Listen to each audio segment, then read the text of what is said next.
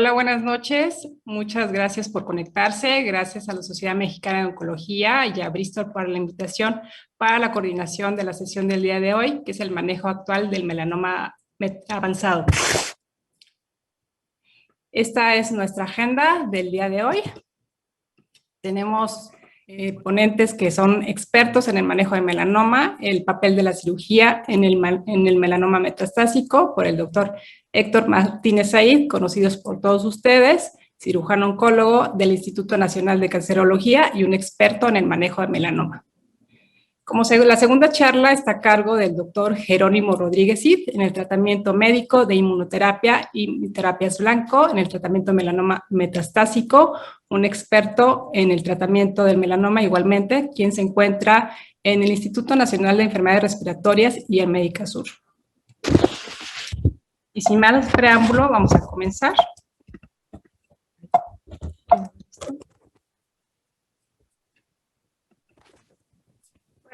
El abordaje inicial del melanoma es intentar lograr la resección completa de la enfermedad siempre que sea factible y accesible, tomando en cuenta los factores pronósticos como ganglios metastásicos, número de ganglios, la carga macro o micrometastásica, las lesiones en tránsito y satélites, la ulceración del primario, profundidad de invasión, el Breslow, el índice mitóxico, la edad, el género del paciente, sitios del primario y la etapa clínica.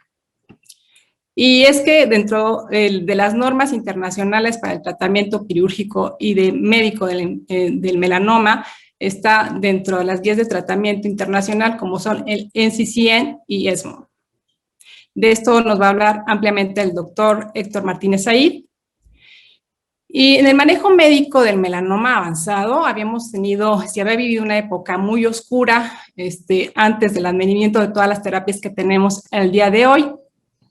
En los 70s, con la carbazina, con unas tasas de respuesta global muy bajas, menores al 10%, a 1998, con el advenimiento de las dosis altas de interleucina 2, con altas toxicidades, un difícil manejo y unas respuestas igualmente bajas, pero sin embargo, en aquellos pacientes que respondían, son largos respondedores.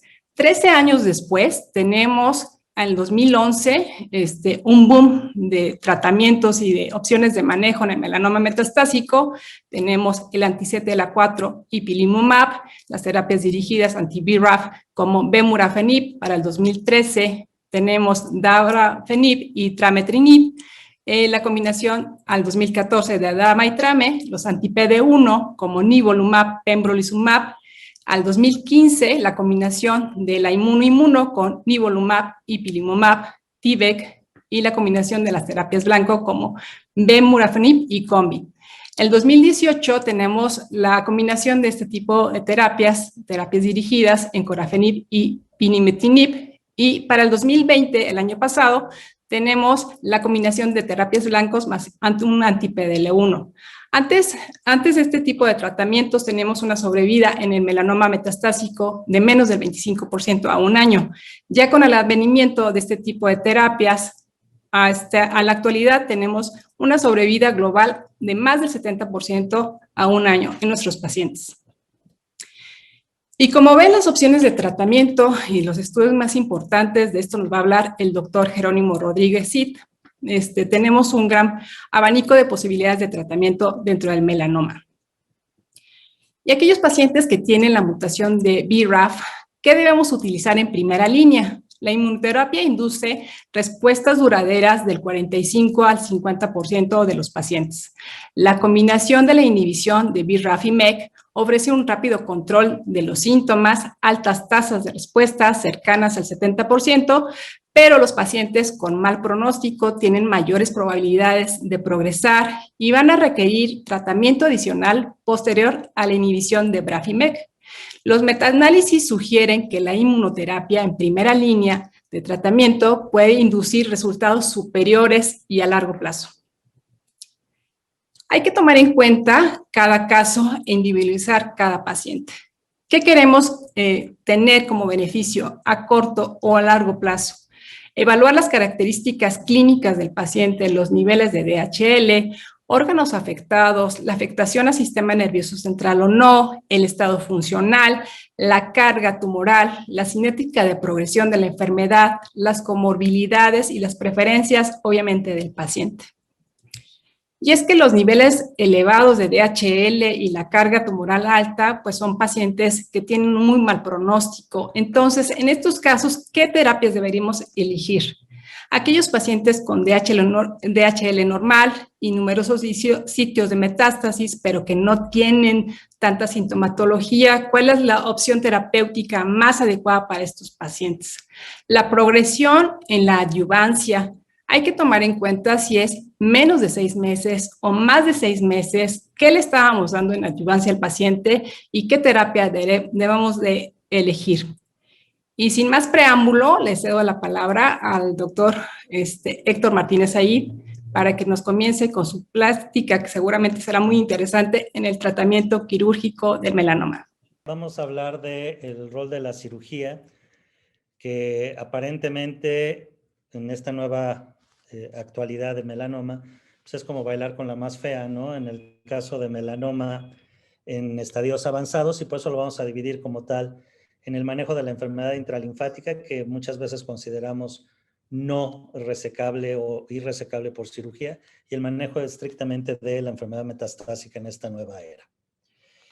Recordar básicamente a Don Morton, un ícono de la cirugía, y en el cual básicamente es toda una leyenda en el manejo de la cirugía, y tenía dos líneas de investigación, que es el ganglio centinela como tal, y el otro era el manejo quirúrgico del melanoma, ¿no?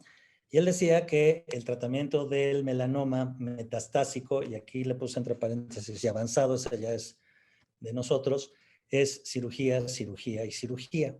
Justo este momento viene cuando empiezan a salir toda la inmunoterapia, todos los inhibidores BRAF, y pues cayó como de cierto, digamos, humor el hecho de que nosotros los cirujanos dijéramos que todavía la cirugía tenía un papel en esto. Vamos a empezar con qué es la enfermedad intralinfática y cuál es el manejo de la enfermedad intralinfática desde el punto de vista local, regional, que es básicamente opciones quirúrgicas y algunas observaciones del tratamiento sistémico, que después habremos de discutir, yo creo, con Jerónimo para ver qué opciones hay. Entender que cuando hablamos de metástasis regionales, hablamos, por ejemplo, de lesiones en tránsito avanzadas, conglomerados ganglionares irresecables. Por más que sea irresecable, seguimos hablando de una enfermedad regional, de un estadio 3. Y no así cuando hablamos de metástasis cutáneas a distancia o ganglios a distancia, cuando ya hablamos de enfermedad en estadio 4.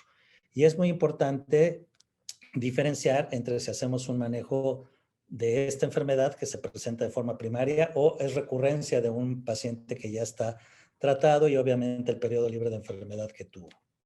Entendamos cómo el melanoma en su sitio primario y la diseminación intralinfática que tiene, primero manifestada como una satelitosis y después como una enfermedad en tránsito para llegar a unas metástasis ganglionares en el área linfoportadora. Todo esto que antes diferenciábamos que si estaban las lesiones a 2 centímetros o a 5 centímetros de la herida o del melanoma primario, les decíamos satelitosis, y si estaban más allá y entre el relevo ganglionar les llamamos enfermedad en tránsito, pues básicamente es un espectro de la misma enfermedad. Es la diseminación a través de los vasos linfáticos hasta llegar a los ganglios de la región. Y entonces veíamos a estos pacientes que tenían como en este melanoma primario y tienen estas lesiones satelitales, a esta expresión, por ejemplo, en la extremidad con lesiones en tránsito francamente diseminadas y múltiples, a este espectro que es donde llega el paciente ya con un conglomerado ganglionar. Ejemplos de satelitosis, pues existen varios, sobre todo en los melanomas sacrales lentiginosos, donde tenemos una expresión básicamente lentiginosa y en los cuales la satelitosis puede ser un poco más frecuente. O lesiones en tránsito, esta diseminación intralinfática que es de verdad sumamente difícil de tratar a una hora. Y obviamente los pacientes que ya llegan con conglomerados ganglionares y ganglios metastásicos múltiples, clínicamente evidentes. Todo esto está estadificado como un estadio 3 y va a depender del número de ganglios afectados y si existen o no lesiones en tránsito, satélites o microsatélites alrededor del tumor para que lo podamos estadificar de forma completa.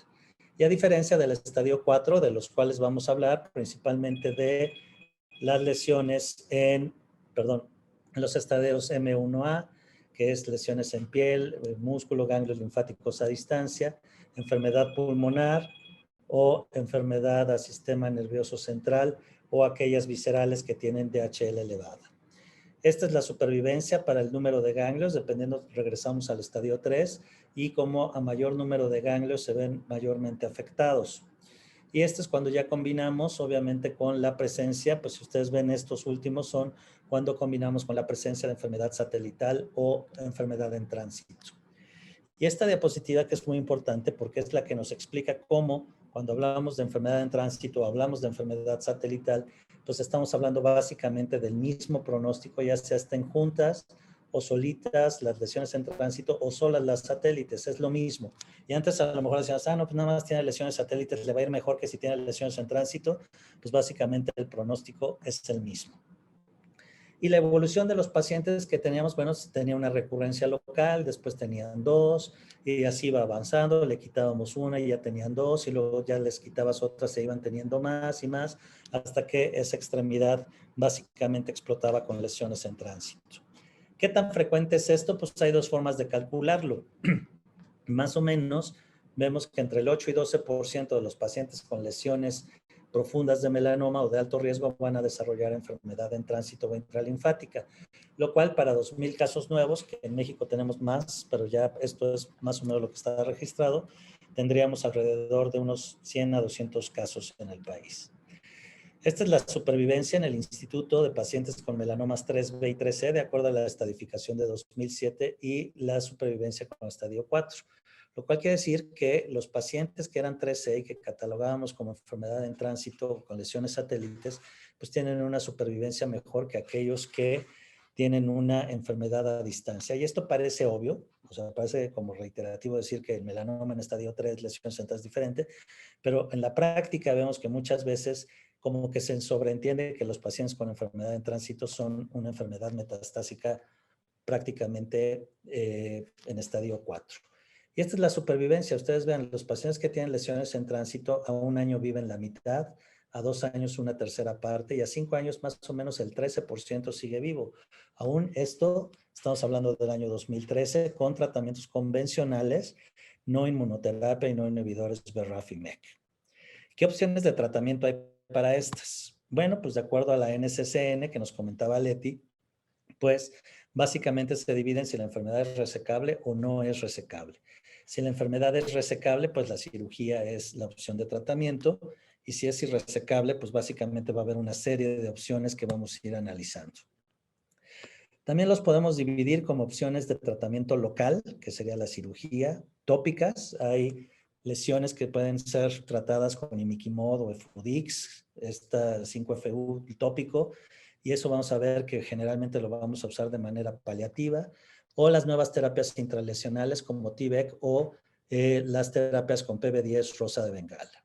Hablamos de tratamientos regionales cuando hablamos de infusión aislada o perfusión aislada, ya sea con melfalano, factor de necrosis tumoral. El tratamiento sistémico, que nos hablará el doctor Jerónimo Rodríguez, y los tratamientos combinados de tratamientos regionales o locales con sistémicos, como son T-VEC e inhibidores de inmunoterapia, o T-VEC más inhibidores BRAF y MEK. ¿Qué resultados hay con cirugía? Bueno, obviamente si tenemos un paciente en los cuales la totalidad de las lesiones puede ser resecada, pues obviamente vamos a optar por el manejo quirúrgico. Habrá pacientes como este en las cuales se puede hacer resecable, aunque ya estamos viendo en esta parte superior y derecha de la que ya empiezan a salir otras. Pero en la hipótesis de que pudiéramos quitar el número de lesiones, todas con margen negativo, y la totalidad de las lesiones, la cirugía va a ser el tratamiento de elección. Obviamente en casos como este, pues no es posible la resección de las lesiones, o muchas veces requiere de, vean ustedes, esta enfermedad es un primario de cuero cabelludo con lesiones en tránsito hacia el relevo ganglionar de la parótida, en las cuales pues, la cirugía obviamente puede ser la resección curativa, bueno, con intento curativo de este paciente. Si llevamos a paciente con cirugía con un margen mínimo de 5 milímetros y los márgenes histológicos negativos y no hay evidencia de enfermedad, pues el paciente de todos modos tendrá que llevarse a un tratamiento adyuvante. Si tiene enfermedad a distancia, pues tendrá que llevar un tratamiento ya, pero de su enfermedad metastásica con el intento curativo. Hay muchos pacientes como estos, en los cuales pues obviamente no podemos optar por cirugía para la resección de las lesiones. Una, porque ya tiene metástasis cutáneas a distancia, si ustedes ven. Entonces, en ellos pues están todas las opciones terapéuticas que les va a explicar Jerónimo, pero si ustedes, y estas las voy a estar pasando rápido, pero son todos los estudios, y si ustedes analizan en estas cuántos pacientes con lesiones en tránsito exclusivamente fueron incluidos, en realidad en la gran mayoría de los estudios no estaban incluidos, y en los pocos que estaban incluidos eran un par de pacientes, por lo cual sacar inferencias de los resultados de los inhibidores BRAF y MEK o de la inmunoterapia en pacientes con enfermedad en tránsito es prácticamente pura transferencia de conocimiento, pero no hay un estudio que nos diga hasta la fecha. Este es un estudio de la eficacia de la inmunoterapia para la enfermedad en tránsito. Y vemos que con un solo agente, anti-PD1, pues se alcanza más o menos un 58% de respuestas globales, con tratamientos anti-CTLA4, que es ipilimumab, baja a un 38%, y con la combinación es un 40%. Más o menos esos serían los mejores resultados que podemos obtener de la literatura en el manejo de la enfermedad en tránsito con inmunoterapia, y a nuestro conocimiento no hay ahorita un reporte tal cual examine el rol de los inhibidores BRAF y MEK exclusivamente en enfermedad en tránsito. Esta es la tasa de supervivencia. Obviamente con las respuestas parciales y completas tiene una mejor supervivencia que aquellos que tienen progresión de la enfermedad o enfermedad estable. Y esas serían las cifras que quiero que tengan en mente, que son más o menos 50% de respuesta con el mejor tratamiento que hay ahorita, que es inmunoterapia. El tratamiento intralesional son virus oncolíticos T-VEC, el cual lo que se trata es de transfectar las células de melanoma, tener una replicación viral y que ésta conlleve a la muerte celular de la célula neoplásica y la exposición de antígenos, que es lo que nos explicaría el efecto sistémico que pueden llegar a tener estas terapias locales, que son prácticamente inyección en los sitios de enfermedad y que básicamente está limitada a la enfermedad en tránsito. Este es el principal estudio, que es el estudio OPTIM, donde se le autorizaban al tratamiento de T-VEC y a un tratamiento diferente de inmunoterapia, que era una vacuna, GMCSF, y los resultados con las mejores respuestas, que son estas 3B3C, son los pacientes con enfermedad en tránsito, de un 33 a un 30%. Este es el análisis final y las respuestas llegan realmente a un 50%, a un 16.9%, perdón, de respuestas completas, 14 de parciales, para una respuesta objetiva global de un 26 a un 37%. Entonces, vemos que con T-VEC más o menos una tercera parte de los pacientes van a poder responder contra más o menos 50% de inmunoterapia. Otros estudios, tal vez de una terapia mucho más sencilla y menos costosa, que es el Rosa de Bengala, donde ustedes ven las mejores respuestas también en los rangos de 38 a 51%. BCG e interleucina de forma local, pues básicamente no hay respuestas y la experiencia más bien es ocasional, solo como tratamiento meramente paliativo de estas lesiones. ¿Qué hay de la combinación? Actualmente se estaba corriendo un estudio que se llama el estudio Titán, donde hay T-VEC más perfusión aislada, y estos estudios donde hay T-VEC más inhibidores de checkpoint, donde vemos que básicamente la respuesta puede llegar a ser tan alta como de un 62%. Otras opciones, y estas ya más quirúrgicas, que es la quimioterapia regional, la infusión aislada de extremidad, en la cual se aísla la extremidad y se hace un procedimiento en imagen, donde por medio de un cateterismo de la arteria y la vena, se hace una perfusión isquémica de bajo flujo. Es un procedimiento de bajo riesgo que se hace en una sala de radiología intervencionista, y donde ustedes ven básicamente se está bombeando de forma manual la sangre con la quimioterapia de elección, que generalmente va a ser melfalán. Estos los resultados del estudio australiano, donde es donde mayor experiencia tienen con la infusión, y ven la respuesta del 75% como respuestas objetivas globales, con respuestas completas de un 33%. Entonces, si vamos viendo, la infusión puede tener a lo mejor un poquito más de respuesta que el tratamiento sistémico. Algo que es muy importante es las limitantes que tiene la infusión. La infusión funciona muy bien, ese 60%, pero en pacientes que tienen bajo volumen de enfermedad, es decir, estas lesiones pequeñitas que pueden ser tratadas satisfactoriamente. Para los pacientes que tienen lesiones grandes, ulceradas y todo, el resultado de la infusión baja hasta el 30%. Y es algo que hay que tener en cuenta.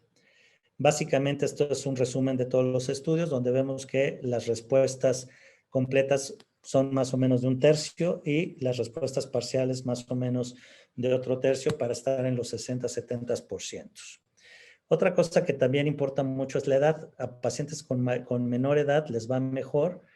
Este es un estudio comparativo en donde vemos perfusión con melfalán, perfusión con factor de necrosis, infusión con melfalán y con factor de necrosis. Y vemos que en los pacientes hay una mejor respuesta cuando se usa el factor de necrosis tumoral, que es usado básicamente en perfusión aislada. La perfusión aislada, ustedes saben que es el llevar a la extremidad a un circuito de oxigenación extracorpórea, donde se va a estar bombeando sangre y podemos aislar la extremidad para usar medicamentos a altas dosis, alta temperatura y medicamentos citotóxicos como el factor de necrosis tumoral, que de otra forma tendrían una toxicidad inaceptable.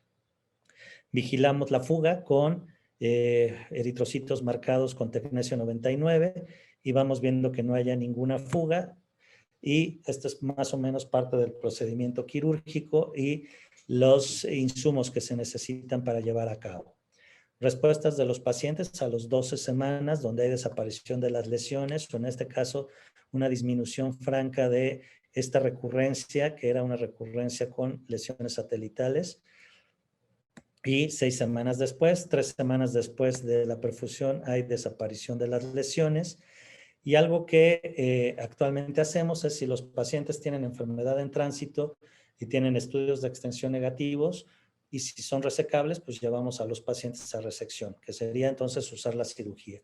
Si no son resecables, como nos decía el NCCN, estos pacientes van a perfusión aislada de extremidad con melfalán si son lesiones de bajo volumen, o con factor de necrosis tumoral si son lesiones de alto volumen. Y en el caso que haya sospecha de enfermedad a distancia, pues optamos mejor por un tratamiento sistémico de nueva generación. Si ustedes ven, las respuestas objetivas alcanzan entre el 90 y el 100%, en 20-30% más que la infusión, pero en el entendido también de que es un procedimiento quirúrgico de 4 o 5 horas de alto riesgo y que se hace solo en ciertos centros de experiencia. Esta es la experiencia hasta el 2018 en el INCAN con 114 pacientes, donde logramos una respuesta completa del 25%, parcial del 51%, para una respuesta global del 76%. Pero algo que es muy importante es que tenemos 21 pacientes, casi el 20%, con una larga supervivencia, mayores de 60 meses.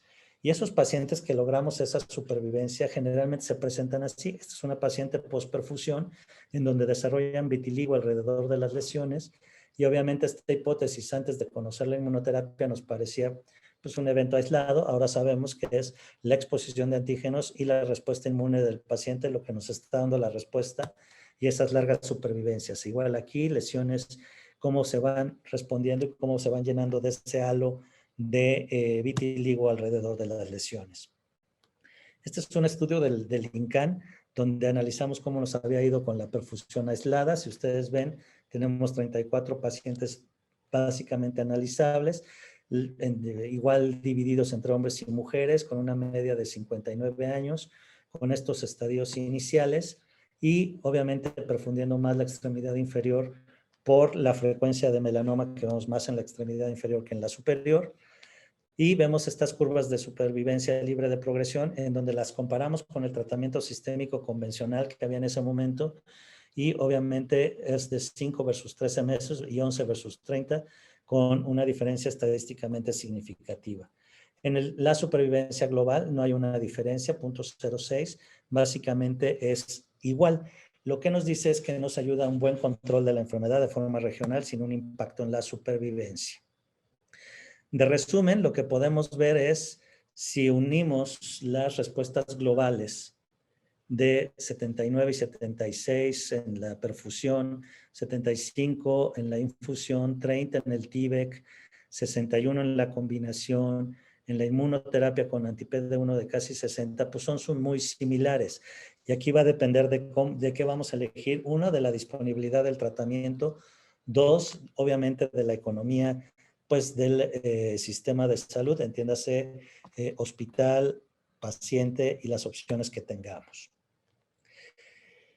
Hablando ya de melanoma metastásico como tal, quisiéramos en estos 5 o 10 minutos que quedan, pues encontrar a todos los pacientes de esta forma, en un seguimiento con una lesión pulmonar única, con un PET-CT con una lesión única que es resecable, se quita y el paciente tiene una historia muy sencilla. La realidad es que generalmente los pacientes tienen enfermedad multivisceral, tienen múltiples lesiones y pueden ser metástasis óseas, pueden llegar a desarrollar hasta melanosis peritoneal. Este es un caso de una paciente con un melanoma ni siquiera de mucosas, es un melanoma de piel en la pared abdominal y desarrolló un evento de abdomen agudo y se encontró esta melanosis peritoneal. Múltiples lesiones pulmonares que no pueden ser resecables o múltiples metástasis cutáneas acompañadas de conglomerados ganglionares que tampoco pueden ser operables y que van a tener que tener un tratamiento sistémico.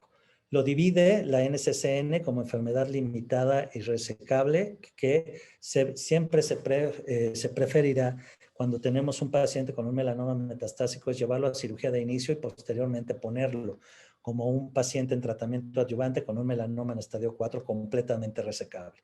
Cuando no es así, pues ya Jerónimo nos dirá qué hacer con el tratamiento sistémico. Pero la pregunta que les quiero dejar es, ¿qué pasa si operamos a estos pacientes?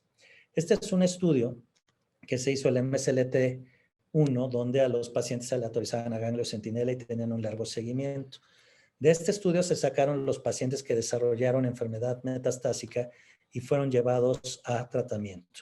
Y se comparó si los pacientes iban a cirugía más el mejor tratamiento sistémico o solo iban a mejor tratamiento sistémico. Y como ustedes pueden ver, la supervivencia es mejor para aquellos pacientes que van a cirugía. Y hasta aquí podría dejar esta diapositiva y a lo mejor tal vez influir en su pensamiento en decir que la cirugía es parte crucial, pero aquí hay un sesgo. Seguramente los pacientes que fueron a cirugía fueron pacientes que estaban en mejores condiciones que aquellos que solo dejamos en mejor tratamiento sistémico. Y aquí vemos otra vez la información. Los pacientes que solo fueron a cirugía para el tratamiento de su enfermedad metastásica tienen un 50% de posibilidad de supervivencia a 5 años. Aquellos que fueron a puro tratamiento sistémico primero, aquellos que fueron a cirugía primero y luego a tratamiento sistémico, o aquellos que fueron a tratamiento sistémico nada más. Estas supervivencias son muy similares. Entonces, quiere decir que si hay pacientes que si los operamos de inicio, y esto era en la época donde no había medicamentos efectivos, podemos tener una larga supervivencia y que no tengan tratamiento. ¿De qué va a depender eso? Uno, del número de órganos involucrados. Y vean ustedes, la diferencia es importante cuando hay solo un órgano involucrado o dos, menos de 3. Si el número de metástasis son menores de 3, vean ustedes, y si el tiempo libre de enfermedad o el periodo libre de enfermedad es mayor de 12 meses. En ese entonces, pues, los pacientes viven mucho más y podemos seleccionar. Otra guía es, y esto es de acuerdo a la estratificación del año 2000, de la previa de la séptima, en donde depende el lugar también. Los pacientes con metástasis cutáneas a distancia, me refiero, pueden ser manejados con cirugía y son los que mejor supervivencia van a tener, seguido de los de enfermedad pulmonar y otras enfermedades viscerales. Esta es la supervivencia de acuerdo si tienen 1, 2 o 3 metástasis. Y vemos aquí ya la información en donde vemos que un periodo libre de enfermedad mayor de 12 meses, cirugía, cuando incluimos la cirugía, y si hay de 1 a 2 órganos o 1 a 2 metástasis por órgano, podemos tener un impacto positivo de la cirugía. Estos son otros estudios, el MMI-3 y el MMI-4, también de adyuvancia, que fueron siguiendo a los pacientes, que reportan la misma mejor supervivencia cuando se incluye la cirugía. Esta es la supervivencia en el INCAN de los pacientes que tienen metástasis única versus múltiples, un sitio, 2 sitios o 3 sitios, y cómo va cayendo la supervivencia. Y algo que también tenemos que tomar en cuenta es esto. Nosotros teníamos estos pacientes antes y que eran prácticamente nada, se les daba un tratamiento inmunológico, esta es una diapositiva de hace 10 años, y veíamos que respondían. Igual con los inhibidores BRAF, las respuestas son maravillosas, pero se empezó a ver, y sobre todo cuando eran tratamientos únicos con BRAF y no se acompañaban del inhibidor MEK, pues que los pacientes recurrían en el área donde habían sido tratados. Y de ahí se propuso que estos pacientes pudieran tener una consolidación terapéutica con cirugía. De acuerdo a esto, si el paciente con melanoma metastásico va a una terapia sistémica y progresa, puede tener 4 respuestas. Progresa, tiene enfermedad estable, tiene respuesta parcial o tiene respuesta completa. Si progresa, pues no hay opción alguna que le ayude. Nos dirá Jerónimo cuándo cambiar y cuándo switchar y cuándo combinar y todas estas cosas que pueden hacer que el paciente viva más. Y si el paciente tiene enfermedad estable y tiene enfermedad resecable o tiene respuesta parcial, que era irresecable y se vuelve resecable, creemos que este es el momento en el cual el paciente puede llegar a una respuesta completa con cirugía. Y si tiene respuesta completa, pues básicamente quedará en observación y hasta que tenga una recurrencia, si es resecable, podrá tener otra vez rol la cirugía. Y estos son algunos dichos que para hacerlos un poco más divertida la plática, ustedes vean respuestas completas en 1 hora o menos. La chance para cortar es la oportunidad para curar. Ante la duda, pues mejor opéralo. Y seguimos diciendo que el melanoma en estadio 3 y 4, el manejo debe de incluir cirugía, cirugía y cirugía. Muchas gracias. Muchas gracias, doctor, por su excelente plática. Ahora vamos a iniciar con Jerónimo. Adelante, Jerónimo.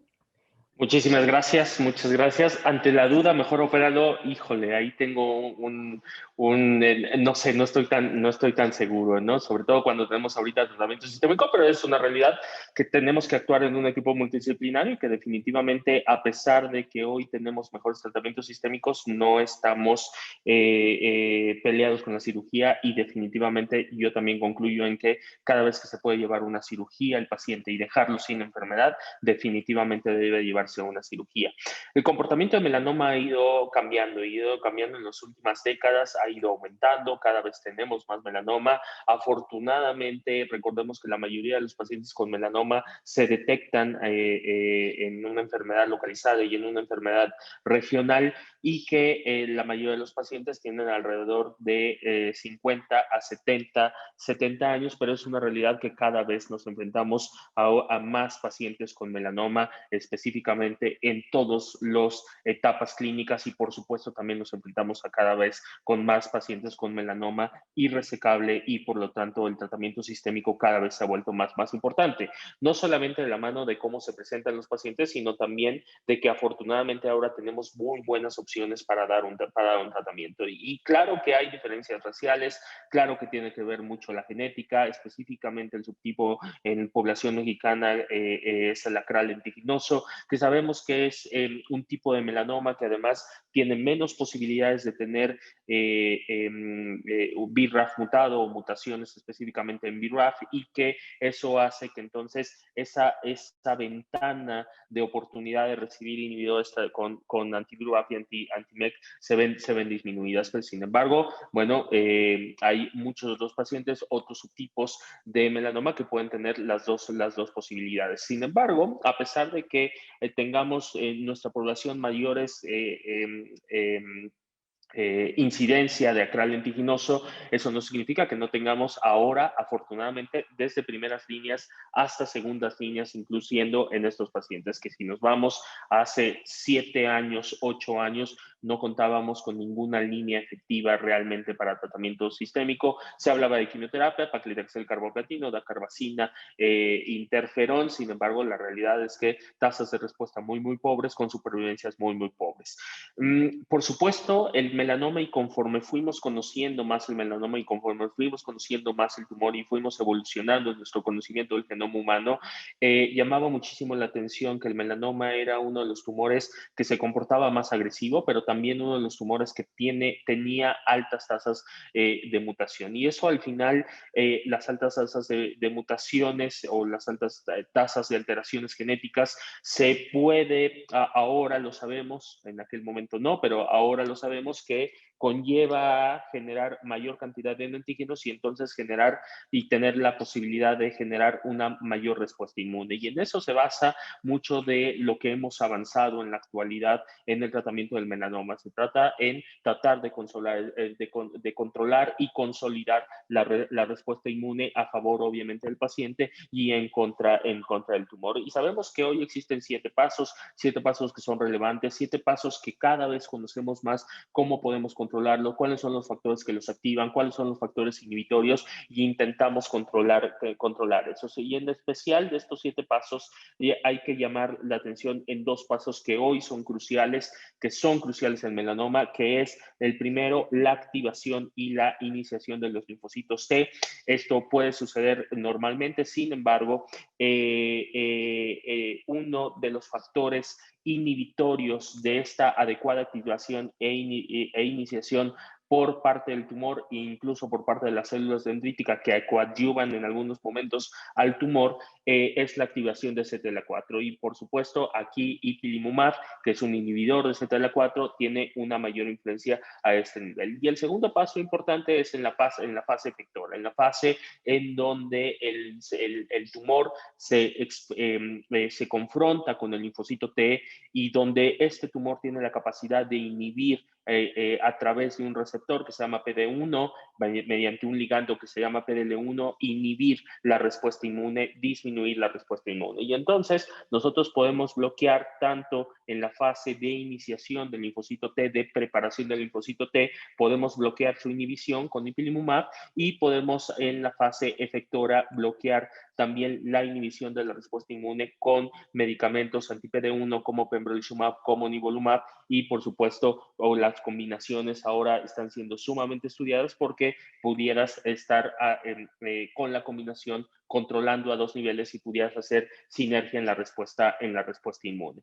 El primer estudio que salió de una inmunoterapia moderna contra melanoma, y una inmunoterapia efectiva obviamente tenía que ser después de un tratamiento de quimioterapia, que en aquel entonces era estándar, a pesar de ser realmente un muy mal estándar. Y fue este estudio donde se comparó ipilimumab más o menos una vacuna que se llamaba GP100, que realmente no funcionó, pero lo que veíamos es que ipilimumab daba sobre todo en segunda línea de tratamiento, no tenía grandes supervivencias medianas, no tenía grandes supervivencias libres de progresiones, aunque 10 meses en aquel entonces no era nada despreciable, pero lo que veíamos desde ese principio de esta meseta, donde pacientes al llegar, sobre todo a los 2 años, empezaban a tener una larga supervivencia. Claro, eran pocos los pacientes que lo podían hacer. Por lo tanto, había que experimentar ipilimumab en primera línea. Este es el estudio que lo experimenta contra un tratamiento de dacarbazina, y se ve que hay un aumento en la supervivencia global, y eventualmente vemos un beneficio a largo plazo. Y lo que nos mostraba ipilimumab en aquel entonces, dado como monodroga, era justamente los largos supervivientes que en melanoma no existían con tratamiento sistémico, existían, como ya lo demostró Héctor, en los pacientes que tenían enfermedad resecable, o pacientes que por alguna razón se les daba un tratamiento sistémico y que se podían llevar a una enfermedad resecable, o pacientes que tenían la posibilidad de recibir perfusión aislada. Pero largos supervivientes en melanoma metastásico, definitivamente la realidad es que no existían, y realmente uno tendría que definir qué es un largo superviviente, ¿no? Bueno, generalmente hablamos de largo superviviente cuando el paciente vive años. En melanoma los pacientes no vivían años, los pacientes vivían meses cuando cuando tenían enfermedad metastásica. Y entonces ipilimumab consiguió algo que fue muy valioso y que sigue siendo muy valioso. 22% de los pacientes vivían más allá de 3 años, pero este 22% de los pacientes, la mayoría de estos pacientes seguía vivo más allá de 5 años. Y entonces lo que te decía es, ipilimumab ya te empezaba a hablar de conceptos que hoy resultan muy básicos en inmunoterapia, que es ipilimumab no sirve para todos, es decir, no es un medicamento que vaya a servir en el 100% de los pacientes, pero en aquellos pacientes que les sirve también que su supervivencia global es muy buena y entonces vale la pena dar el tratamiento de ipilimumab. Pero evolucionamos y entonces aparecieron los medicamentos anti-PD1 y específicamente apareció nivolumab y apareció pembrolizumab. Y el primer estudio que demostró que se podía mejorar lo que había presentado ipilimumab fue un estudio donde se comparó nivolumab con más el tratamiento de dacarbazina versus nivolumab más un placebo en primera línea de tratamiento, pacientes que no habían recibido ningún tratamiento y el estudio demostró que había un beneficio en la supervivencia libre de progresión, algo que quiero llamar la atención que van a encontrar frecuentemente y no solamente en melanoma, sino en muchos otros tumores, es que las supervivencias libres de progresión generalmente durante los primeros meses van muy pegadas a lo que presentan los comparadores, es decir, en este caso a lo que presenta la dacarbazina. ¿Eso qué significa? Que lamentablemente un grupo importante de pacientes, alrededor, dependiendo del estudio, pero alrededor de entre un 20 a 40% de los pacientes no les sirve el tratamiento de inmunoterapia. Lo digo por dos cosas. Primero, porque esto se puede mejorar. Se puede mejorar, y lo vamos a ver después, con las combinaciones de inmunoterapia y también se pueden mejorar con los inhibidores de BRAF en los pacientes que sean candidatos a recibir un inhibidor de BRAF. Pero específicamente lo digo por las combinaciones de inmunoterapia, porque la supervivencia libre de progresión puede llegar a ser importante en algunos, sobre todo en algunos pacientes. Lo voy a mencionar al rato. Entonces, la supervivencia libre de progresión era mejor con nivolumab. Nivolumab incluso mejoraba, si bien no era un estudio comparativo, mejoraba en una comparación indirecta lo que había mostrado ipilimumab, pero claramente mejoraba también la supervivencia global, no solamente comparado en una comparación directa contra la quimioterapia, sino en comparaciones indirectas contra ipilimumab, claramente mejoraba la supervivencia global cuando se mostraban simplemente medianas de supervivencia global de 37.5 meses. Y entonces aquí empezamos a soñar más, si bien con ipilimumab ya nos daba esa oportunidad de decir, híjole, voy a tener pacientes, 22% de los pacientes vivos a largo plazo cada vez que recete ipilimumab. Bueno, pues ahora nivolumab nos decía, bueno, es que puedes aumentar ya la inmunoterapia, llegó para quedarse y la inmunoterapia puede aumentar y definitivamente es el futuro. Ahora afortunadamente es el presente, pero seguirá siendo el futuro definitivamente. Y ustedes comparen simplemente tanto esta gráfica para mí me parece muy significativa. Primero, el número de pacientes que se benefician comparado contra un tratamiento de quimioterapia, pero también la duración en semanas de los pacientes que se benefician. Es decir, algo que es otro concepto ahora básico de la inmunoterapia, no solamente en melanoma, sino en muchos tumores, es aquellos pacientes que se benefician de la inmunoterapia, llámese respuesta completa, llámese respuesta parcial, llámese enfermedad estable, son pacientes que van a tener un beneficio a largo plazo y van a tener, por lo tanto, una supervivencia libre de progresión a largo plazo y una supervivencia global a largo plazo. No son todos los pacientes, no hay, en medicina obviamente no existe ningún medicamento que pueda influir en todos los pacientes, pero ahora sí estás influyendo en la mayoría de los pacientes. Y desde aquel entonces ya se tenía este análisis donde el PDL1 pudiera ser importante. Hoy el PDL1 es el único factor predictivo que pudiera ser utilidad junto con el BRAF, aparte del BRAF, bueno, entonces, perdón, no es el único, junto con el BRAF y el PDL1 son los dos factores predictivos que pudiéramos utilizar.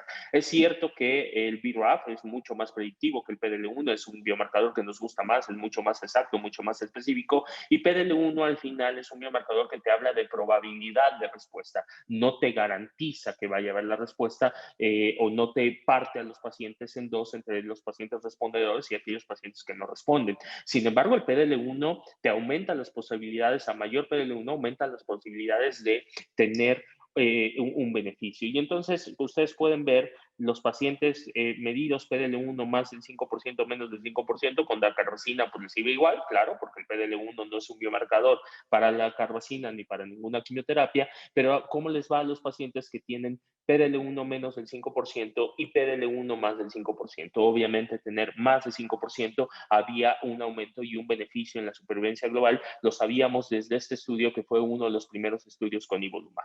Después apareció el estudio Keynote-06, es un estudio de pembrolizumab, otro medicamento anti-PD1, un estudio diferente por dos razones. La primera es porque utilizaron dos medicamentos, dos dosis del pembrolizumab. La segunda es porque lo compararon con ipilimumab.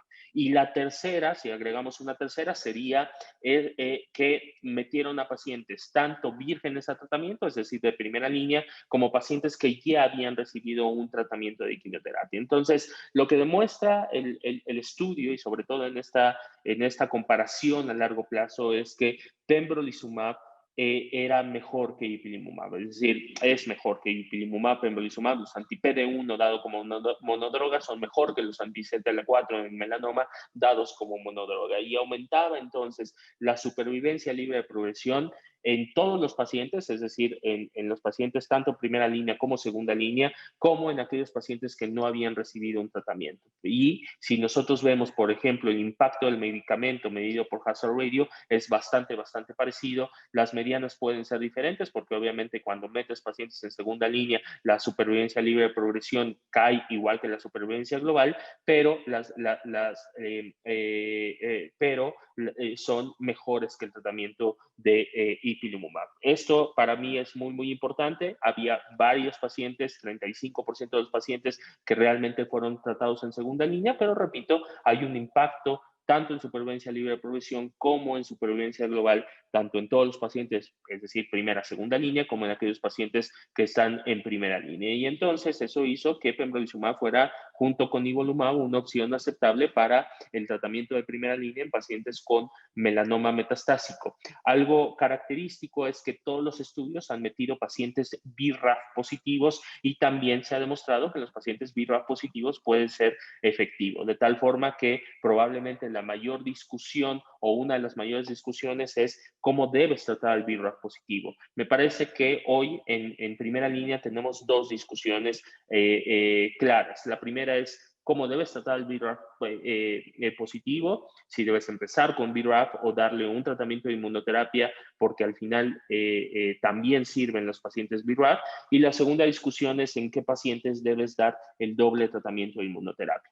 La actualización del estudio Keynote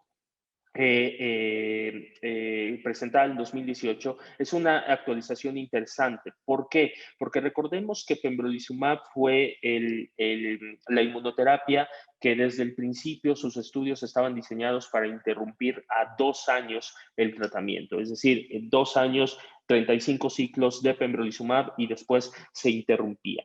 Y entonces ellos se encontraron que después de 94 semanas, lo que es lo mismo, 2 años, ¿cuál era el porcentaje de los pacientes o cuáles eran los pacientes que habían llegado a 2 años? Y entonces veíamos que el 63% de los pacientes había tenido respuesta parcial y un 27% más había tenido respuesta completa. ¿Qué significa? Prácticamente es el 90% de los pacientes que tienen la capacidad de llegar a 2 años es porque tuvieron respuesta completa y respuesta parcial. Y entonces por eso se ha repetido hasta el cansancio, aquel paciente que tiene una respuesta es el paciente paciente que le va a ir bien, va a tener una supervivencia global prolongada y va a tener la oportunidad de llegar a los 2 años e interrumpir el tratamiento. ¿Qué pasó en esos pacientes que se interrumpió el tratamiento a los 2 años? ¿Cómo se comportaron? Como ustedes pueden ver, el 78% de los pacientes no había progresado, no había tenido una nueva progresión 24 meses después, a pesar de ya no estar recibiendo el tratamiento. Y entonces eso nos generó un concepto o una teoría de al final lo que puedes estar haciendo es que estimules de tal forma la respuesta inmune, enseñes al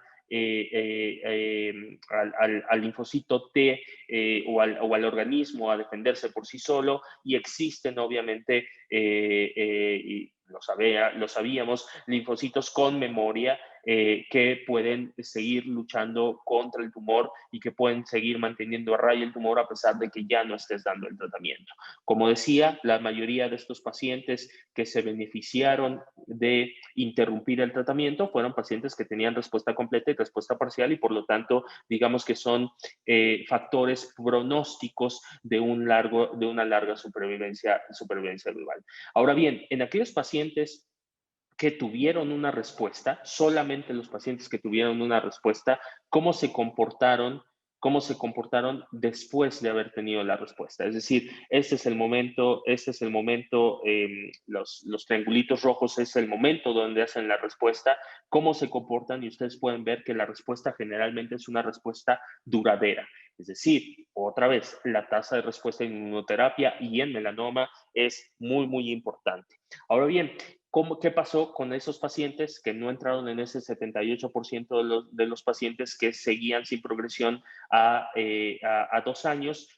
Fueron pocos pacientes, fueron poco estudiados, pero esos pacientes volvieron a recibir un segundo curso de pembrolizumab y muchos de ellos volvieron a responder. Claro, aquí ya no alcanza la muestra, el tamaño de la muestra, ya no alcanza para hacer una conclusión completa y basada en evidencias, pero bueno, es lo que tenemos, y definitivamente también nos abre la posibilidad de volver a reintroducir el tratamiento de inmunoterapia en caso de que se presente. Y los pacientes que vuelven a tener una respuesta, vuelven a hacer una respuesta duradera, de tal forma que pareciera que la inmunoterapia además nos abre esta posibilidad tanto de interrupción como las posibilidades de reintroducción, e incluso estudios más recientes nos dicen que tras una falla pembrolizumab o tras una falla nivolumab, puedes introducir ipilimumab en segunda línea y todavía puedes llegar a tener tasas de respuesta cercana a 40%, lo cual entonces se vuelve probablemente una segunda línea muy, muy importante en un futuro. Y este estudio es un estudio que a mí me gusta mucho, y es un estudio que fue muy criticado en su momento, pero que cada vez, y conforme pasa el tiempo, cada vez nos vamos dando cuenta que tenía razón el estudio, y me voy a explicar por qué. Es un estudio diferente, es un estudio donde ya nivolumab estaba posicionado mejor que ipilimumab, donde pembrolizumab estaba mejor posicionado que ipilimumab, es decir, los anti-PD1 eran mejor que los anti-CD4, pero valía la pena explorar si la combinación de nivolumab más ipilimumab, es decir, la combinación de 2 medicamentos de inmunoterapia, podían hacer sinergia. El estudio fue criticado por un detalle, es decir, desde el principio no se planeó hacer un análisis comparativo de nivolumab más ipilimumab versus nivolumab. Es decir, solamente se comparaba nivolumab versus ipilimumab y nivolumab más ipilimumab versus ipilimumab. Es decir, solamente se diseñó estadísticamente para comparar ipilimumab, y realmente por eso fue muy, muy, muy criticado, pero en realidad fue criticado por lo siguiente, porque se mejoraba con nivolumab y ipilimumab. Es decir, la combinación nivolumab claramente es mejor que ipilimumab, pero la combinación es mejor que ipilimumab, por supuesto, con hazard ratios aceptables, con una supervivencia libre de progresión, pero una supervivencia libre de progresión mejor, pero pareciera, al menos en la gráfica, pareciera que hay un beneficio también de dar el doble tratamiento inmunológico, nivolumab más ipilimumab, sobre nivolumab. Claro, ese beneficio, el problema era que no estaba diseñado para compararse, pero si vamos, por ejemplo, a la gráfica, y ustedes recordarán cuando yo hablaba de nivolumab, cómo la supervivencia libre de progresión caía lamentablemente en el 40%, durante los primeros 3 meses, ustedes pueden ver que con nivolumab esa progresión es más pequeña, es decir, son menos los pacientes que tienen esa progresión. ¿Qué te está diciendo? Te está rescatando a varios pacientes el tratamiento de ipilimumab. Si nosotros lo vemos en la supervivencia global, bueno, al principio, durante los primeros 15 meses, no hay una diferencia entre nivo y ipi, pero a partir de los 15 meses empieza a ser mejor nivolumab más ipilimumab, y ambos, tanto nivo ipi como nivo, son mejores que ipilimumab, por supuesto, y es algo que hoy sí tenemos muy claro, pero definitivamente también el estudio me gusta mucho porque demuestra que nivolumab más ipilimumab pudiera ser mejor que nivolumab. ¿Por qué digo pudiera? Por este punto estadístico que cuando somos muy ortodoxos y nos han educado, y está bien que nos eduquen así a los oncólogos de ser muy ortodoxos en cuanto al análisis estadístico y el análisis metodológico, es una realidad que así nos enseñan, y entonces no podemos concluir contundentemente que nivolumab más ipilimumab es mejor que nivolumab, porque lamentablemente el estudio no fue diseñado. Pero dejemos un poquito lo ortodoxo, porque al final, yo siempre lo he dicho, al paciente lo tenemos ahí enfrente, y al paciente lo que necesitamos es ofrecerle el mejor tratamiento con la mejor información que tenemos, porque al final no es información que sea fácil de obtener, y es una información que no deja de ser valiosa. Y entonces yo siempre digo, bueno, pues es que es cierto, no se diseñó nivolumab más ipilimumab para compararse con nivolumab, pero si tú ves las características basales de los pacientes, estás hablando de la misma población. Es decir, este sesgo de selección que se pudiera dar al no planear un análisis estadístico, en realidad no existe. Es decir, estamos hablando de la misma población. Vamos, sé que no es el único sesgo que puede haber, sobre todo que puede ser sesgos en el tamaño de muestra, etcétera, pero estás hablando de una muestra bastante bien, es decir, 314, 315 pacientes en cada brazo, y si tú ves, todos los brazos están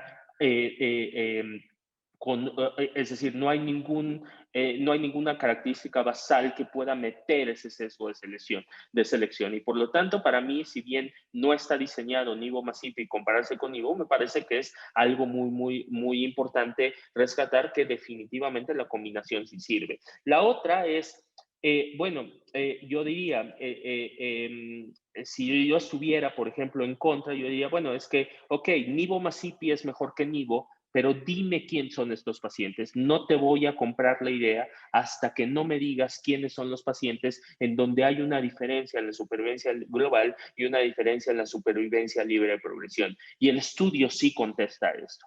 Y el estudio sí nos dice quiénes son esos pacientes. ¿Quiénes son esos pacientes? Los pacientes negativos. Los pacientes que tienen PDL1 negativos son los pacientes que se benefician. Y recordarán que los pacientes PDL1 negativos en melanoma, como en muchos otros tumores, a pesar de que no se mida el biomarcador porque no te ayuda a tomar la decisión clínica, pero es una realidad que tener PDL1 negativo en todos los tumores disminuye la probabilidad de respuesta al tratamiento de inmunoterapia. Entonces, el PDL1 negativo son los peores pacientes que van a responder al tratamiento de inmunoterapia. Entonces, eso es lo que te está diciendo, junto con esta gráfica de supervivencia libre de progresión que les decía, es los pacientes los puedes rescatar con ipilimumab. ¿Cuáles pacientes? Los peores pacientes, los menos del 1%. Pero no solamente esos pacientes, los pacientes que son BRAF mutados. Ustedes recordarán que los pacientes que tener BRAF es un factor de mal pronóstico en enfermedad metastásica. Existen 4 factores de mal pronóstico: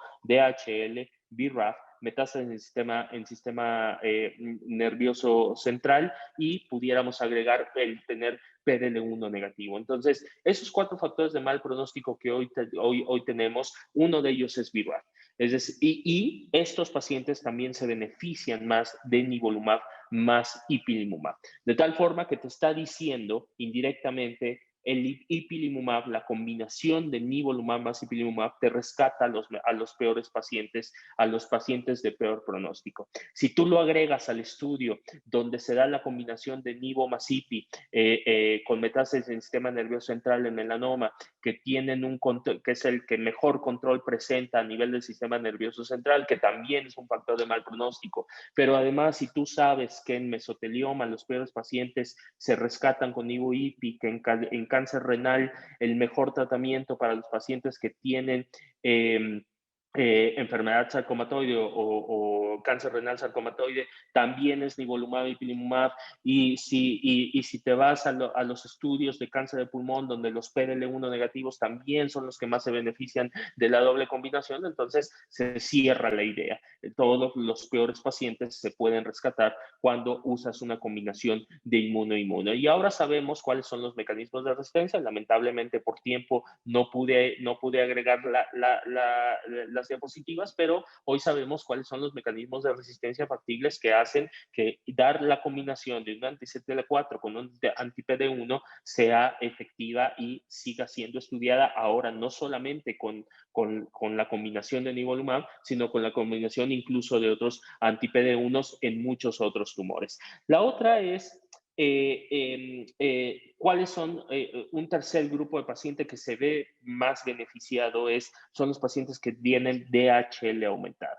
Los pacientes que tienen DHL aumentada también es un factor de mal pronóstico, también son los peores pacientes, y si nosotros analizamos, entiendo que son forest plot, entiendo que no podemos tomar una decisión tan drástica basado en eso, pero si nosotros analizamos, por ejemplo, en los pacientes BRAF que tienen DHL aumentada, se han hecho muchos análisis, la doctora Georgina Long ha hecho muchos análisis, y los peores pacientes, los que no responden también a inhibidores BRAF, son los pacientes que tienen DHL aumentada. Lo hemos dicho en muchos foros. Bueno, pues esos pacientes, ya vimos que los pacientes PDL1 negativos, los pacientes BRAF positivos, y ahora los pacientes con DHL alterada son pacientes que sí se rescatan con el tratamiento de inmunoterapia, y entonces a mí me queda claro que son esos tres pacientes a los que deberías dar el doble de tratamiento de inmunoterapia. Es decir, en mi práctica diaria, a los pacientes que tienen PDL1 negativo, los pacientes que tienen BRAF positivo y que decidí escoger inmunoterapia, porque ahí tienes la opción de dar dabrafenib, trametinib, y los pacientes que tienen DHL aumentada, un cuarto, sistema nervioso central, son pacientes que yo decido darle el doble de tratamiento de inmuno-inmuno. Para todos los demás pacientes, tienen las otras opciones. Tienes tanto para inhibidores BRAF en aquellos pacientes que tienen BRAF mutados y inmunoterapia monodroga, tanto pembro como nivo, en todos los demás pacientes que no presentan estos factores de mal pronóstico. Por último, hablaré un poco sobre el otro tratamiento que también ha cambiado nuestra perspectiva en melanoma, que son los inhibidores BRAF. Bueno, sabemos que BRAF es una mutación que genera una vía de señalización que aumenta la proliferación celular, inhibe la apoptosis, que existen diferentes mutaciones de BRAF, pero que las que son características del melanoma es B600E, B600K, que es la que está presente en el 99% de los casos. En México, la probabilidad de tener BRAF positivo, un melanoma BRAF positivo, es del 30%, 30-32%. En acral lentiginoso disminuye, pero sabemos también que el tener BRAF mutado es un factor de mal pronóstico, tanto en México como en prácticamente todo el mundo y en todos los estudios. Ya Héctor nos decía que cuando aparecieron los primeros inhibidores de BRAF, específicamente de Bemurafenib, había respuestas impresionantes, ¿no? Teníamos después de 2 semanas pacientes que tenían respuestas impresionantes, y entonces todos estábamos sorprendidos con esas respuestas. El gran problema era que esas respuestas lamentablemente no eran tan duraderas, y la supervivencia libre de progresión, si bien era mejor que el tratamiento de dacarbazina, tanto de Bemurafenib como de dabrafenib, era una realidad que la supervivencia libre de progresión no pasaba más allá de 1 año. Ahora bien, cuando nosotros queremos compararlo contra la inmunoterapia, no puedes compararlo contra la inmunoterapia. ¿Por qué? Porque habrá quien me diga, no, pues es que la supervivencia libre de progresión de la inmunoterapia moderna tampoco pasa más allá de 1 año. Sí, en efecto. ¿Por qué? Porque las medianas en inmunoterapia, si bien para mí deben seguir siendo el estándar de medición de un beneficio de un medicamento, es una realidad que no es tan factible en inmunoterapia. Es decir, las tasas de respuesta y las supervivencias globales son más importantes en inmunoterapia que una supervivencia libre de progresión. En el caso de los ITK, donde tienes altas tasas de respuesta, la supervivencia libre de progresión, desde mi punto de vista, se vuelve más importante. Entonces, dados como monodroga, lamentablemente, el paciente tenía una respuesta rápida, un control de la enfermedad rápido, sin embargo, lamentablemente el paciente progresaba antes de un año y el problema era que cuando progresaba drásticamente. Pero después empezamos a conocer que los mecanismos de resistencia precisamente de esos inhibidores, y mucho tenía que ver con MEK, es decir, todo confluía con MEK, tanto amplificación de BRAF como splicing alternativo, como el cambio a estimulación de NRAS, como cambio a vía de salinización de fosfatidil-inositol 3-sinasa, y al final todo se concentraba en MEK. Entonces era claro que dar un inhibidor MEK pudiera ser efectivo. Y el primer inhibidor MEK que se utilizó fue trametinib. Demostraba que en pacientes que no habían recibido ningún tratamiento pudiera ser útil, pero en pacientes que ya habían recibido un tratamiento como un inhibidor BRAF no era tan efectivo. Es decir, era mejor que el tratamiento de quimioterapia, dado en pacientes que no habían recibido ningún tratamiento, pero cuando lo dábamos después de bemurafenib, de dabrafenib, no era tan efectivo. De tal forma que entonces todos los estudios en combinaciones se diseñaron para justamente en la combinación desde la primera línea. Y tenemos dos estudios, el COMBI-D y el COMBI-B. Tenemos más estudios con bemurafenib, cobimetinib, pero recordaremos que cobimetinib ni encorafenib ni binimetinib lo tenemos disponible en México. Por eso es que solamente voy a hablar en esta ocasión de los estudios COMBI-D y COMBI-B. Este es el pool análisis, el análisis final. Recordemos que son dos estudios donde comparan dabrafenib, trametinib versus dabrafenib o bemurafenib, dependiendo si es COMBI-D o COMBI-D, y que esos estudios demostraron un beneficio en supervivencia libre de progresión y un beneficio en supervivencia global. Pero lo más interesante de estos estudios o de este pool análisis es que también demostraba algo que no se conseguía anteriormente con los inhibidores BRAF, que eran supervivencias globales prolongadas más allá de 5 años. Y entonces cuando vemos, por ejemplo, la supervivencia en todos los pacientes a 5 años es de 34%, incluso equiparable a lo que te da el tratamiento de inmunoterapia.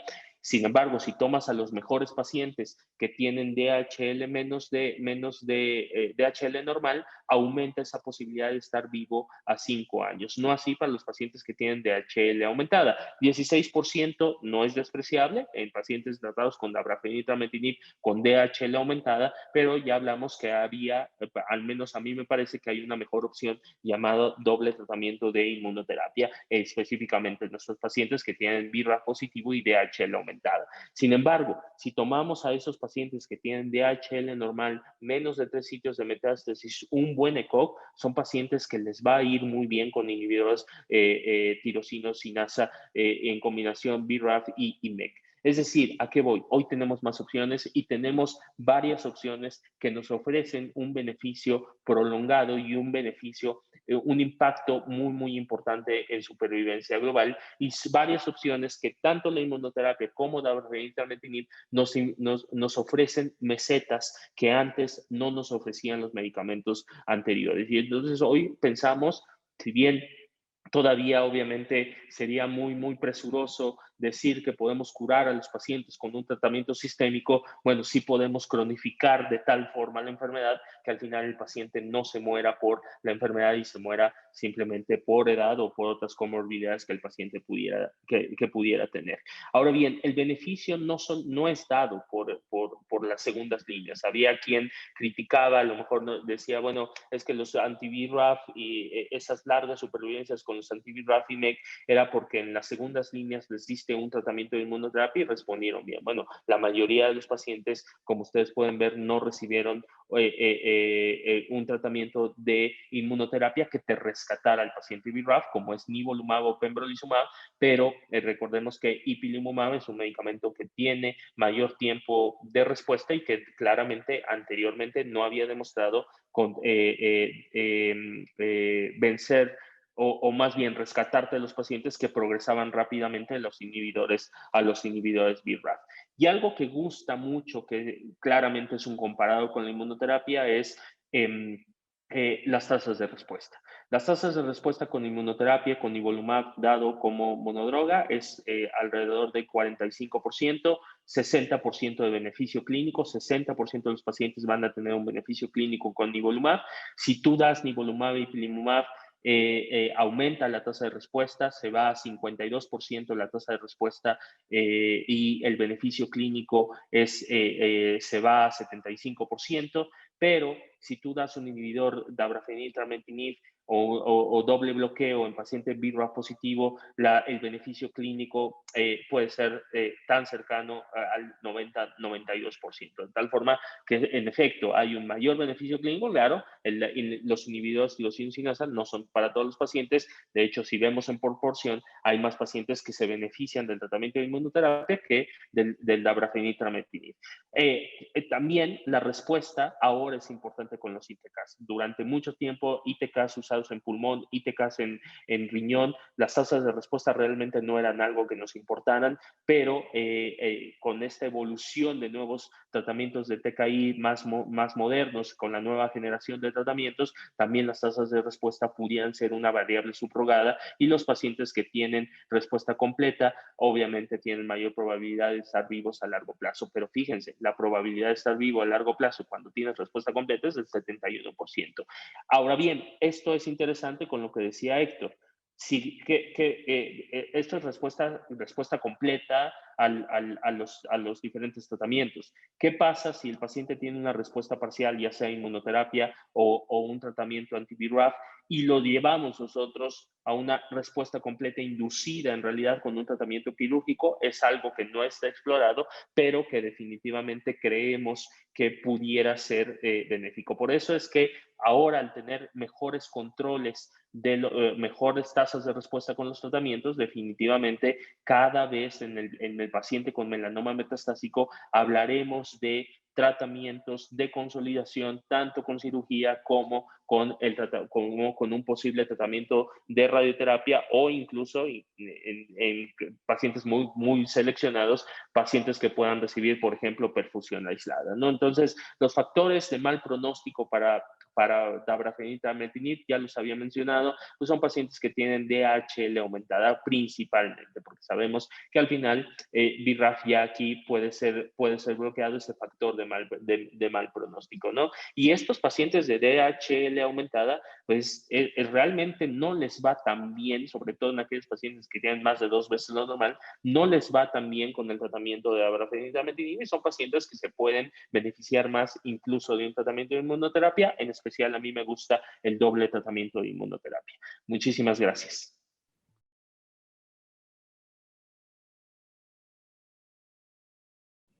Muchas gracias, Jero, por tu plática. Excelente, como siempre. Ya hay algunas preguntas en el chat. Para el doctor Martínez Aid, ¿existe la posibilidad de predecir la efectividad de la respuesta en pacientes de melanoma avanzado sometidos a infusión o perfusión a través de marcadores moleculares, o existen criterios clínicos histopatológicos que puedan predecir dicha respuesta? Realmente no. Realmente hay indicadores de que una buena perfusión, es decir, una buena oxigenación en la extremidad, como variables durante la perfusión, de que no te suba el lactato, de el pH se mantenga regular y todo, va a llevar a una mejor respuesta, pero en realidad no hay marcadores como tal clínicos que nos digan.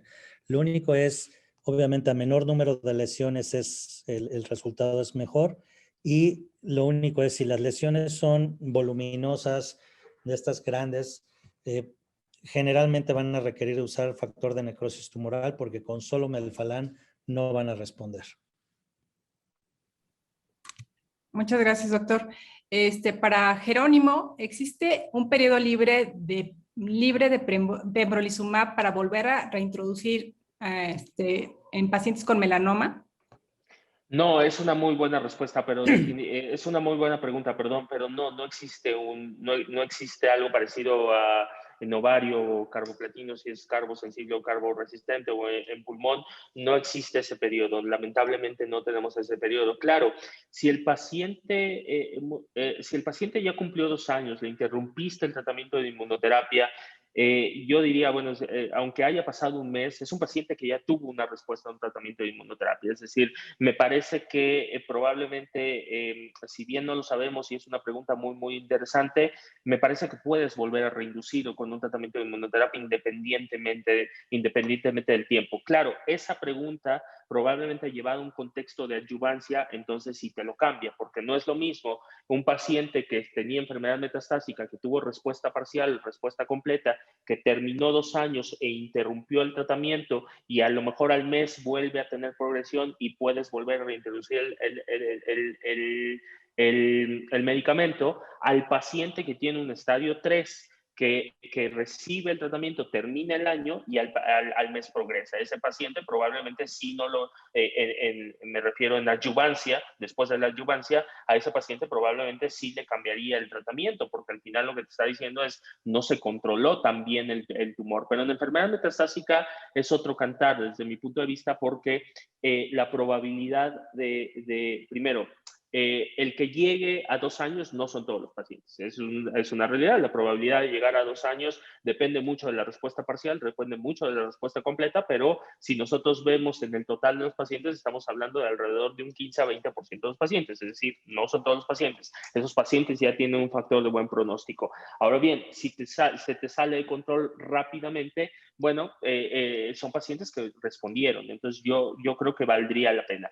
Muy interesante lo que van a presentar o lo que se presentó en ASCO del año pasado sobre dar ipilimumab. Es decir, ipilimumab te rescata a pacientes que ya están tratados con pembrolizumab o con nivolumab, porque se presentaron los 2 estudios, uno con pembro, uno con nivo, fases 2, pequeños, etcétera, pero lo que hicieron en ambos casos es continuar con el anti-PD1 e introducir el ipilimumab. En este caso, vamos, no existe una respuesta a la pregunta, pero en este caso, bueno, si me progresara dentro de un mes o muy pronto después de haberlo suspendido los 2 años, bueno, me la pensaría para darle el doble bloqueo, probablemente, ¿no? Pero. Muchas gracias, Jero. Hay otra pregunta también para ti. ¿Cómo se predice la respuesta efectiva a la inmunoterapia en pacientes con melanoma metastásico, considerando que la inmunoterapia es efectiva en aquellos pacientes que tienen o pueden montar una respuesta inmunológica efectora? ¿Existe algún marcador molecular, clínico, histopatológico o radiológico? No existen en estos momentos más que los que ya mencionamos. Es decir, hay muchos clínicos. El principal marcador pronóstico es la respuesta, pero eso no lo puedes saber antes de tomar la decisión. Por supuesto, tienes que dar el medicamento. El segundo es PDL1. Desde mi punto de vista, PDL1 debe ser medido en melanoma porque sí te dice cuáles son los pacientes que se benefician del doble bloqueo de aquellos que se benefician solamente de la monodroga. El tercero, bueno, son marcadores clínicos. Si tiene DHL, si tiene metástasis en el sistema nervioso central, no es que te predigan que les va a responder, que van a responder al tratamiento. Son pacientes que te dicen, les va a ir tan mal que puede ser que el doble tratamiento, la doble inmunoterapia es tu chance de rescatarlos, pero no es que realmente te prediga que vaya a haber un beneficio. Ahora bien, se vienen muchos interesantes. Se viene, bueno, carga mutacional en melanoma realmente no es algo que se haya demostrado, pero al menos no solita, pero en combinación parece ser que pudiera ser un efecto o un biomarcador potencial en combinación. Pero se vienen otros más interesantes, que es mutaciones en el receptor en la fracción beta del receptor de la célula T. El melanoma específicamente está bien estudiado. Mutaciones en JAK1 y JAK2 que pueden inferir resistencia a tratamientos de inmunoterapia y muchos otros. Mutaciones en POL, mutaciones se está estudiando mucho el estroma y la influencia de interleucinas como interferones en los fibroblastos, en los neutrófilos del microambiente tumoral. Es decir, hay varios biomarcadores que se están estudiando que son muy, muy interesantes. Pero ahorita, desde mi punto de vista, solo tenemos 2 biomarcadores, BRAF y PDL1, nada más. Ok, muchas gracias. Para los dos, ¿qué opinan de aquellos pacientes que se les da la terapia de inmuno y tienen una buena respuesta? ¿Qué opinan de hacer el tratamiento como si fuera un tratamiento neoadyuvante? sea, estamos hablando de los pacientes en estadios 3 o 4 resecables. La idea es, si son irresecables, sí llevarlos a un tratamiento neoadyuvante y en el momento de la mejor respuesta y que se vuelvan resecables, operarlos. Y después, no sé si Jerónimo está de acuerdo en manejarlos más bien como un tratamiento adyuvante, como estadio 4 completamente resecado o 3 ya resecado. Sí, en efecto, sí, completamente de acuerdo. Es decir, el paciente que debuta con enfermedad metastásica que puede llevarse a resección y entonces tú empezaste con un tratamiento con intento paliativo, pero el paciente se hizo resecable no solamente a la doble inmuno, yo lo diría a la inmunomonodroga o al BRAF, es un paciente que debes llevar a cirugía, porque el paciente se va a beneficiar de llevarlo a una cirugía. Hay un estudio muy interesante que compara nivo más IPI en adyuvancia, es decir, los opera como pacientes estadio 4. Recordemos que el estudio de nivolumab en adyuvancia es el único estudio que metió pacientes con estadio 4, ningún otro lo metió. Recuerden que comparó nivo versus IPI y metió a pacientes de estadio 4 y esos pacientes también se beneficiaban de nivolumab. Entonces, basado en eso, hicieron un estudio fase 2 con poquitos 120 pacientes, donde comparan nivo más IPI versus nivo en adyuvancia solamente en los pacientes estadio 4 resecados, es decir, aquellos que iniciaron con enfermedad oligometastásica y que se resecaron. Y lo que se ve en ese estudio, si bien es un estudio fase 2, no es un estudio fase 3, pero es un estudio fase 2, donde nivolumab más ipilimumab es mejor incluso que nivolumab. Entonces, en efecto, esos pacientes que tienen es decir, si tú buscas, o sea, esos pacientes que tienen alta posibilidad de después llevarlos a un tratamiento quirúrgico, también pudieran ser pacientes que se beneficien más de la doble inmuno, ¿no? Y el futuro en enfermedad localmente avanzada es la neoadyuvancia, es decir, para predecir cuáles son los pacientes de buen pronóstico, las tasas de respuesta patológica y prácticamente todos los estudios son del 50%, nada despreciables, y me parece que el futuro en estadios más tempranos va a ser la neoadyuvancia, ¿no? Ok, hay muchas preguntas, hay una muy interesante. En su experiencia, ¿cuál es la mejor combinación de inmunoterapia y radioterapia? ¿De inmuno más radioterapia? Sí. No me parece que haya ninguna diferencia, es decir, me parece que al final si tú buscas el efecto abscopal o etcétera, está escrito con prácticamente todos los tratamientos de inmunoterapia, incluyendo ipilimumab, incluyendo ipilimumab. Claro, probablemente ahí sí diría ipilimumab más un tratamiento de radioterapia o dar doble toxicidad, probablemente no sea lo mejor, pero me parece que entre pembro y nivolumab no me parece que haya ninguna diferencia en ese efecto. ¿En qué número de ciclos con finalidad adyuvante indican evaluar la mejor respuesta? Aquí no sé a qué se referirá, o que tenga recaída, creo yo. De manera adyuvante, bueno, sí, me imagino que te confundí, yo también me confundí un poquito porque al final de manera adyuvante no valoras la respuesta, es decir, pues el paciente ya está operado. Probablemente era la pregunta con neoadyuvancia, es decir, ¿cada cuánto valoras? Los estudios todos lo valoran después de 3 ciclos. Estoy pensando, creo que hay un estudio donde solamente hay un estudio donde solamente dan 2 dosis de inmunoterapia y después lo llevan, pero los llevan a cirugía, pero es un estudio pequeñito. La mayoría de los estudios que se están haciendo con adyuvancia son 3 ciclos de tratamiento y después se llevan a cirugía. Ahora, en enfermedad metastásica, bueno, en los pacientes con adyuvancia, ¿cada cuánto se recomienda? Los estudios lo hicieron cada 12 semanas ver que el paciente no haya progresado, pero bueno, eso es en el estudio clínico, ¿no? Muy bien. Hay otra pregunta sobre su opinión de las nuevas combinaciones, si tomamos en consideración que ya existen resultados con T-VEC más inmunoterapia. La pregunta es el potencial del papel de CAR T-cells y inmunoterapia. Interesante, muy interesante los CAR T-cell. El problema es que lamentablemente en tumores sólidos no ha funcionado tan bien, salvo probablemente mesotelioma, ¿no? Pero es algo interesante, no solamente los CAR T-cell, sino las nuevas moléculas, estas moléculas llamadas BiTEs, donde es parecido a los CAR T-cells, donde buscas crear los antígenos necesarios para que puedas estimular esta respuesta del linfocito hacia específicamente la célula cancerígena, ¿no? El problema es que probablemente, o por qué no ha funcionado desde mi punto de vista, es probablemente no hemos encontrado los neoantígenos o los antígenos exactos que estimulen eso, ¿no? Pero creo que eventualmente vale la pena seguirlo explorando. Ahora bien, T-VEC por sí solo es un buen medicamento, es decir, si bien se pone de manera local, se ve que tiene respuestas no solamente en las lesiones, sino puedes tener respuestas sistémicas y al final lo que haces es estimular el sistema inmune. Tener 2 adyuvantes T-VEC más un tratamiento de inmunoterapia también suena prometedor. También hay estudios pequeñitos donde te dicen que es útil. Claro, no te puedes quedar con esos estudios pequeñitos porque necesitas compararlo ahora contra estudios o contra medicamentos pues más efectivos, ¿no? Como es Nivo, como es Pembro, como es Nivomazepin, ¿no? Pero bueno, es algo prometedor, pero todavía no es utilizable, lamentablemente. Muchas gracias. Y aparte yo creo que esa combinación de CAR T-cell sería una cosa muy costosa. Si de por sí la inmunoterapia ya es costosa, CAR T-cell es exageradamente costosa.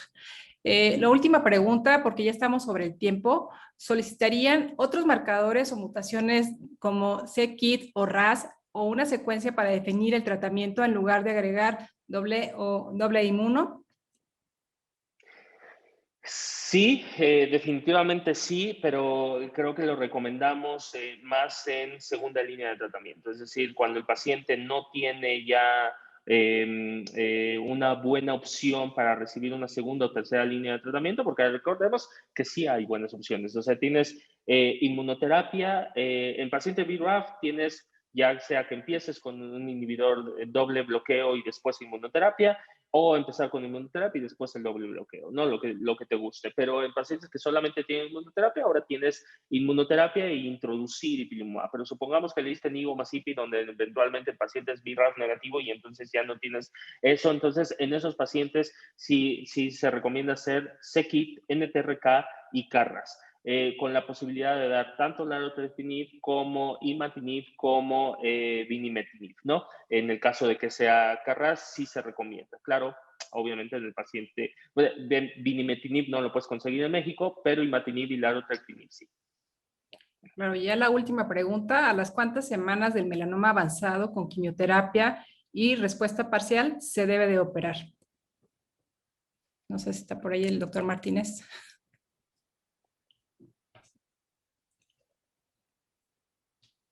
No, creo que se me hace que se tuvo que Sí, salir, ¿verdad? se me hace que tuvo una urgencia, creo que nos puso aquí en el chat que tuvo una urgencia. Bien, la voy a intentar contestar yo, aunque yo sé que no era una pregunta para mí. En realidad, muy parecido a lo que sucede en muchas otras neoplasias. 4 o 6 semanas lo puedes hacer sin mayor problema, ¿no? Para llevarlos a cirugía, ¿no? Bueno, pues muchas gracias. Fue una sesión muy buena, muy excelentes ponentes. Muchas gracias por sus preguntas. Pues damos por terminada la sesión. Muchas gracias, Jero. Gusto en verte nuevamente. Y gracias a todos. Que estén muy bien. Cuídense mucho. Hasta la próxima. Hasta luego, gracias por todo. Abrazo a todos.